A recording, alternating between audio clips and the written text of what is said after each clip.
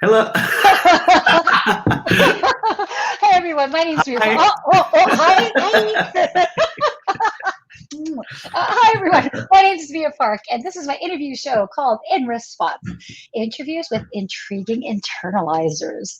And an internalizer is someone who I know in this series, very lucky to be friends with, and some of my relatives too, who are pretty unique. I think that they process internally in interesting ways. So I hope that the interesting information that these people share will inspire you to just see life and experience things in new ways. And now we have my friend all the way from Los Angeles, California, Peter Kim. Yay! Hi. What's up, So, Mia? what's up? Oh my gosh, so glad you're doing this. Peter's amazing. He ticks off a lot of boxes of what interesting people do. Like he's Korean American, speaks Korean. He's openly gay. He is a writer, an actor, a comic, but also producing a successful and long running podcast. Very funny with Unchi Kim, and from LA and Chicago. Mhm. He just told me he's now doing voiceover for animation, among the other things he's doing. So it's like not just silos of talent, but like overall talent. So, and I knew Peter from the community here in Chicago, but now he's like giving life out there in LA. So thank you for joining. Wow, thank you for having me, Mia. I'll never forget the one project we worked on together where you played my mom and you slapped the shit out of my face. I did. I think you liked it. Did you I like loved it? it. I loved it. I felt seen. I felt heard. You, you were definitely seen a little too much. Yeah, I mean, yeah. my dad's from like he was born in Japan, but he grew up in kind of like the Gyeongsangdo dialect. Mhm. So he always used to go, "Gosh, and I didn't speak Korean growing up, so I thought that meant I am going to hit you because you're so loud." But then Ah, I found out in Gyeongsangdo in this region, "Gosh, and literally translates to little girl or little like girl. my little girl." So Yeah. I always thought it was like a threat. So I realized I probably said that to men, and it wasn't. I'm totally wrong. That's so Anyway, funny. yeah, okay, Peter Kim. So is there anything else you'd like people to know about you? I guess most people don't know that before I started my journey in the arts, I spent 7 years at Yahoo as a data scientist. And yeah, I was like fully on track to do that whole corporate world. And I was making like an insane amount of money. And in 2012, I just shut everything down and moved to Chicago. And that's when I got to meet you. Oh, so Yeah. when you were working at, I imagine that when you were at Yahoo, you were doing your comedy and your writing. And were you doing stand up as well as being Mhm. a data scientist at a? Yeah. Luckily, it was during like what we call the second boom, second internet boom, and there was it was so much money being shoveled into the industry, and there were so many like crossover jobs. So my job ended up being like almost useless. So I got to have all this time to write and perform. So it was really nice. Oh man, I love that when that happens. Like on a minor scale, if you're working as an administrative assistant, you can print scripts for free, right? At the office. That's Yeah. like a minor scale compared to like being a data scientist and just being able to write good for you, man. Thank Good for you. you. Awesome. So maybe that's why you're such a good producer because you have that like data, I can process information mind or I something like think that. that's it. Yeah. Yeah. Yeah. Talented Korean guy. So in this series, I like to ask people first about what's going on in their outside world. So you are in Los Angeles, California. It is May 28th, 2020. We are still very much dealing with the global pandemic of COVID-19. Mhm. But so in your world out there, what's going on in response to that and just what's up? I really feel lucky to be living in California because the state has been kind of like the South Korea model of the US, where we're taking everything very seriously. We're shutting everything down. The social programs are great here. So I feel like, especially LA for a big city, we've seen much smaller of an outbreak, but or at least like compared to what people were thinking it was going to be. And out in LA County right now, we're just into phase one of reopening.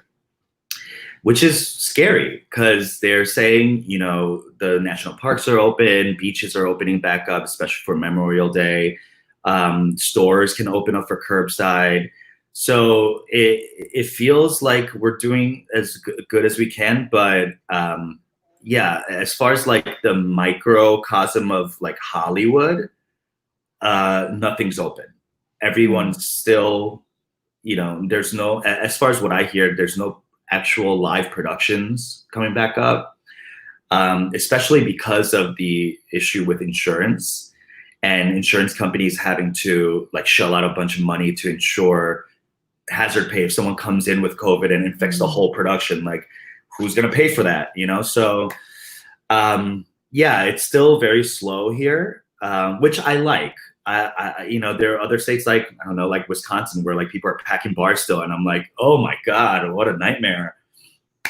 I can't even imagine. But yeah, I feel lucky to be in a state, in a city, in a county where we do seem to be taking it in more seriously and believing in science. So data scientist right here. Ding, ding, ding.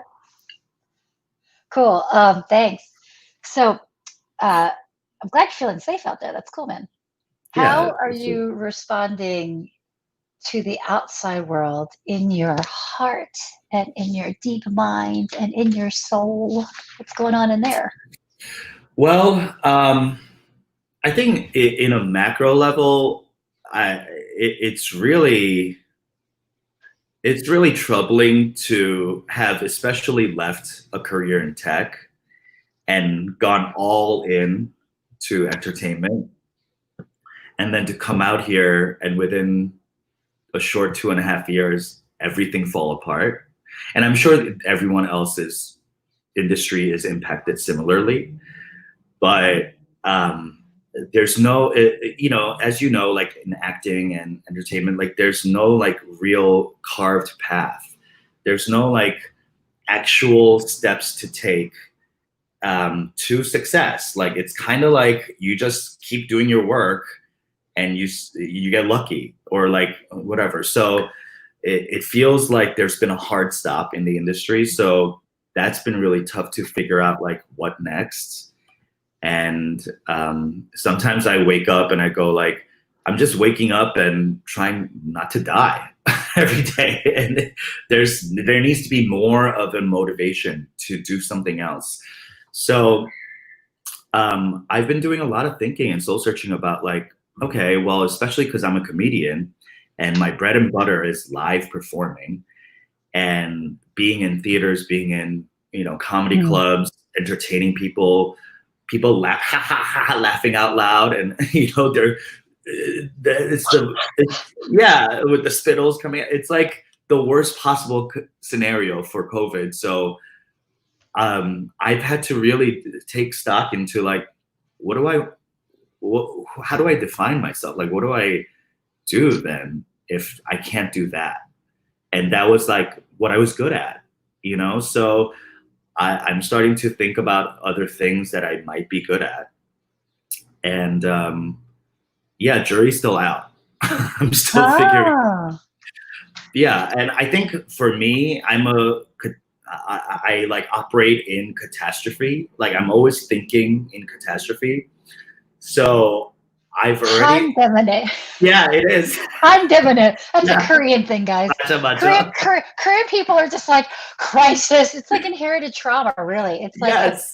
There's always a crisis. Is there going to ever be enough food? You know, so you're always working. I feel you. Go ahead. I know what you're saying. Yeah. And I'm always thinking like 10 steps ahead to the nth iteration of what this is, right? So you know, like you ever hear of like 마음의 정리? You know, like it means like organizing your heart. Oh, yeah. Oh, yeah. So I've had to do that with my career and to be like, and grieve literally and say, okay, this career could not exist. This life that I dreamed about since 2009 when I started comedy might not be exactly what I think it is. So I've had to like say goodbye to it. And then now what's next? What happens after that? Do I just die? No, I have to pick up and move forward. And it's been hard, but it's been refreshing to kind of like, it's almost like I'm Marie Kondoing my inside, going like, okay, what doesn't serve me anymore? What still serves me? What do I love? What am I good at? What do I get, positive reinforcement, self, validation from, and stuff like that. So that's where I am right now. And on a more immediate level, I've realized that like I personally like operate out of like spontaneity, and I find value in variety and being contemporaneous, and like I need or extemporaneous. Is it extemporaneous? Like just out of Yeah, I think so. I'm not good with the Arrhenius words. You're not an Arrhenius chick.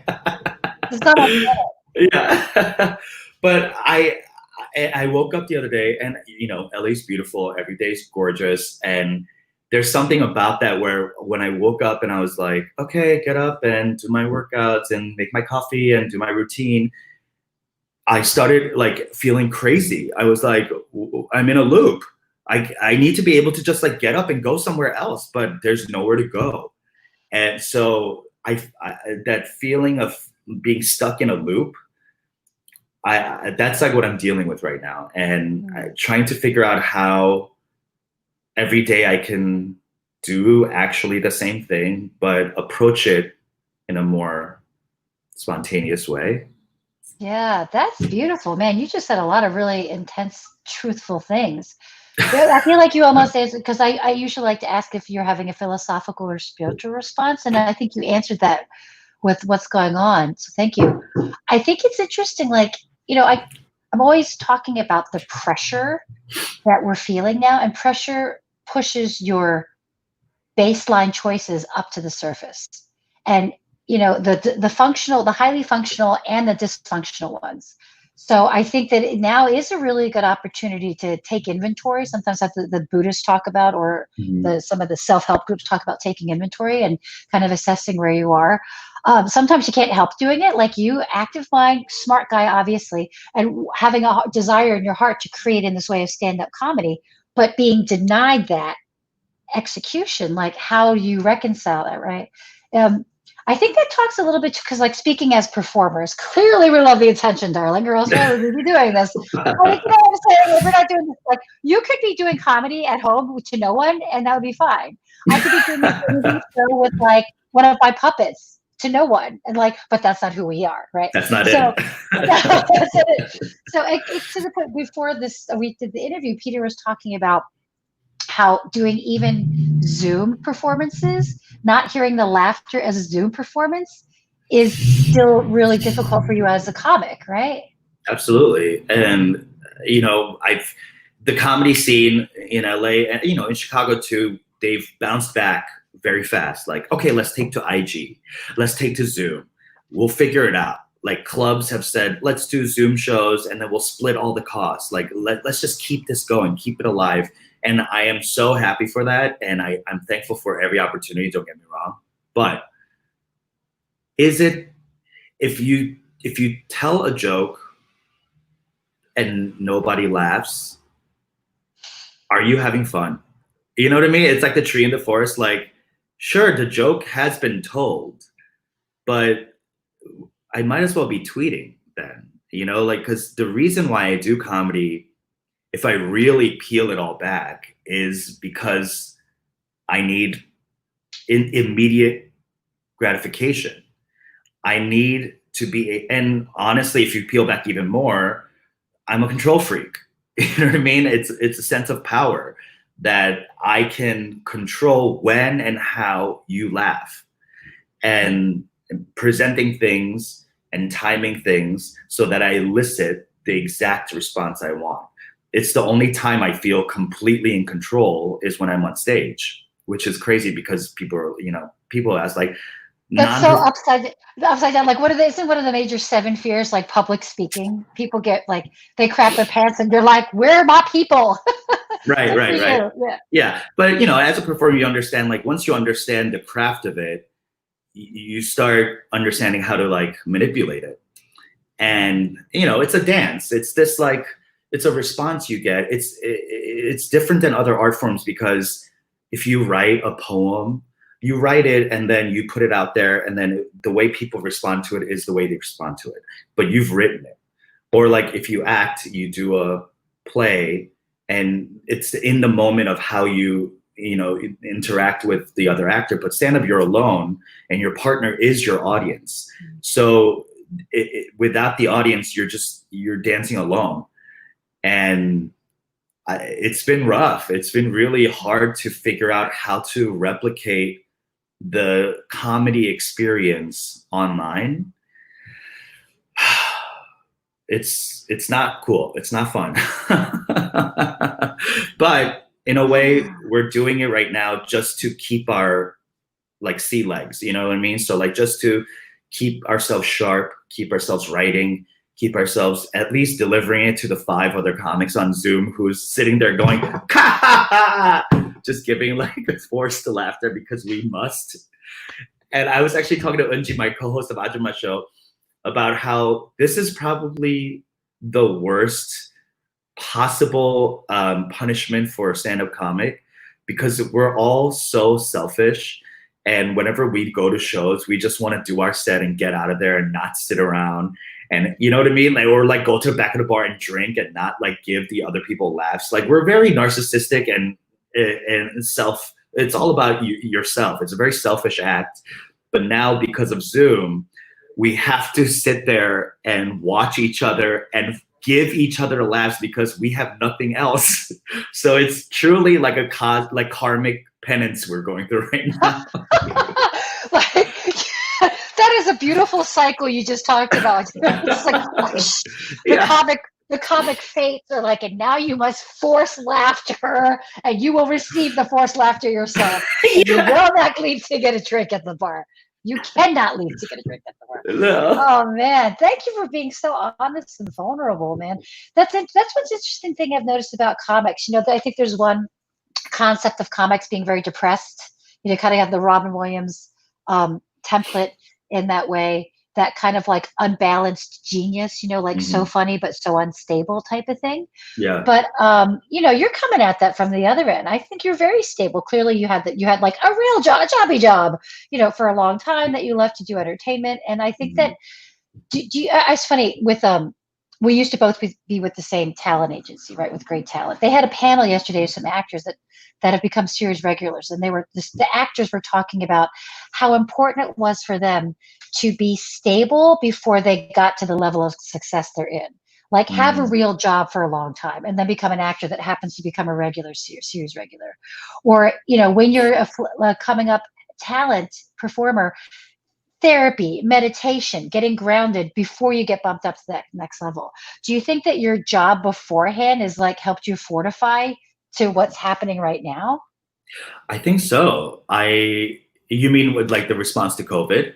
Yeah, and also more importantly, your creative process of what you're saying. You left a corporate career in tech to do something now that's taken away from you.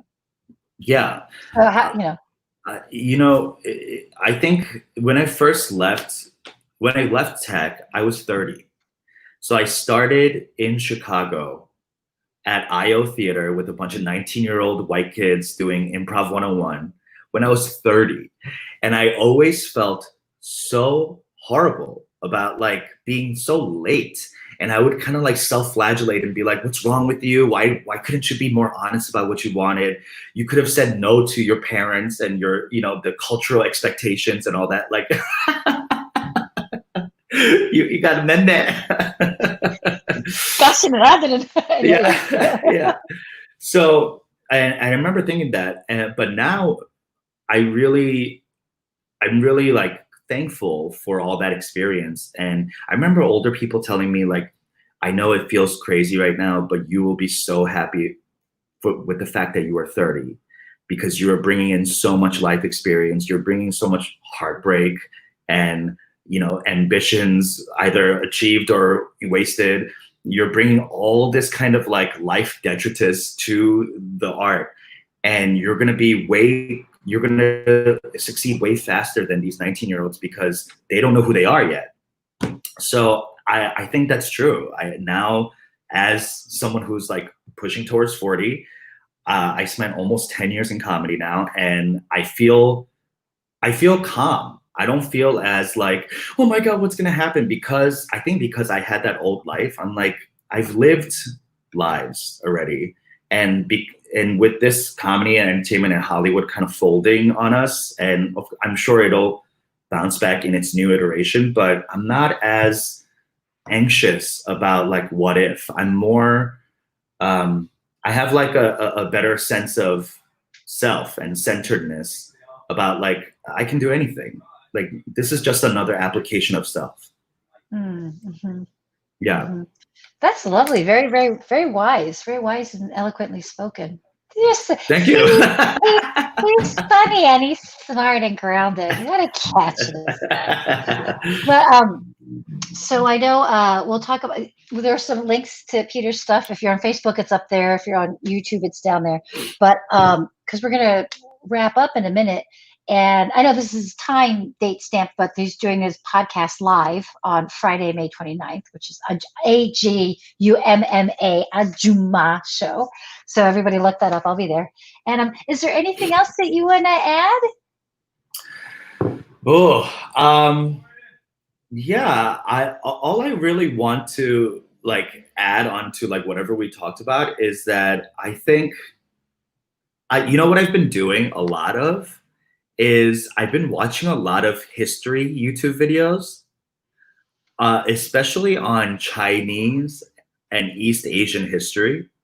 And I'm talking about like going back to the Bronze Age, because there's something very comforting, especially being Korean. And, you know, obviously I do a Korean focused podcast, and I do a lot of like research and just reading about like who we are as a people and how I've even come here. Like, how do I like trace it all the way back, right? So I've been doing a lot of that, and recently I've noticed that like, and you've probably heard of this too, but like there have been empires that have fallen together like 3 or 4 times since the Bronze Age, like across the globe at the same time.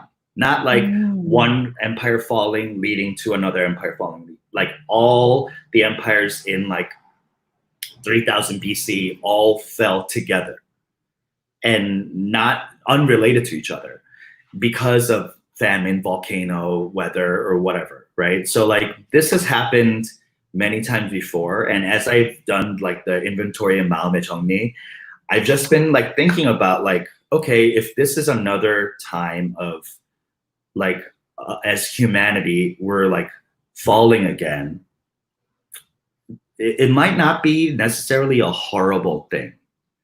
You know what I mean? Like, I think there, obviously, you know, if you've invested in Wall Street, it might be horrible, but I'm a comic. I have no money. So like there's almost like a beauty that I'm noticing about like not feeling FOMO. You know, I always say how like Chrissy Teigen's having a hard time. I stopped following her on Twitter. I was like, I don't know what you are doing over there. Like, I gotta put you away for a second. Yeah. But you know what I mean? Like people we think who have like such great lives and we feel sometimes like we're comparing to, their lives suck. You know what I mean? Like Ivanka Trump's life sucks.